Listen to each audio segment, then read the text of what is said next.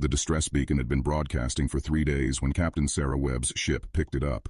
"It's a Thraxi freighter," her comms officer reported. "Life support failing. They're requesting immediate assistance." Sarah checked the coordinates. "We're 2 days out. Acknowledge and tell them we're on our way." Her first officer looked grim. "Captain, their life support won't last that long." "Then we'd better hurry." When the human ship finally arrived, Chief Engineer Cathar could barely stand. The crew of 12 had been breathing recycled air for 5 days, and the CO2 scrubbers had completely failed. They were hours from asphyxiation. The human captain came aboard with a toolkit and bag of supplies and a dozen emergency rebreathers which they passed out to the crew. "Show me the damage," she said. Cathar led her to engineering on shaking legs. "The primary manifold cracked. We need a replacement, but the nearest station with Thraxi parts is 4 weeks away." "Don't need Thraxi parts," Captain Webb interrupted, already examining the failed system. She pulled out a handheld scanner, studied the readout, then started laughing.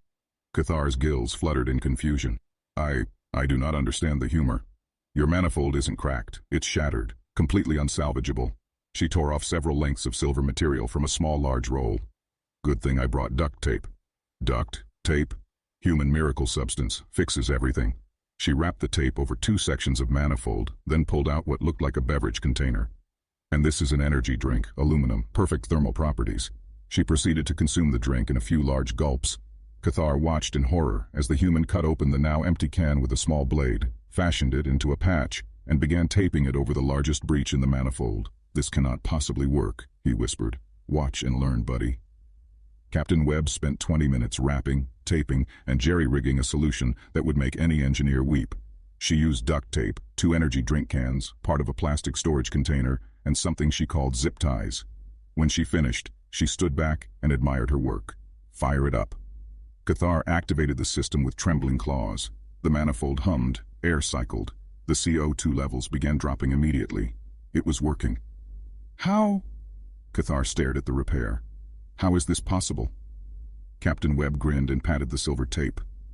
"Duct tape holds the universe together, my friend. This'll get you to the nearest station easy. Might even last longer than your original part. Humans over-engineer our fixes. But this is not proper repair protocol.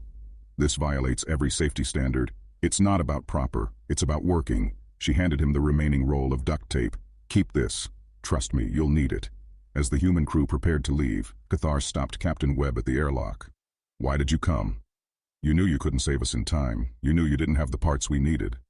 Sarah looked at him like he'd asked why water was wet. "You sent a distress call. That means someone needed help. Humans always come when someone needs help." She shrugged. "And we always figure something out when we get there."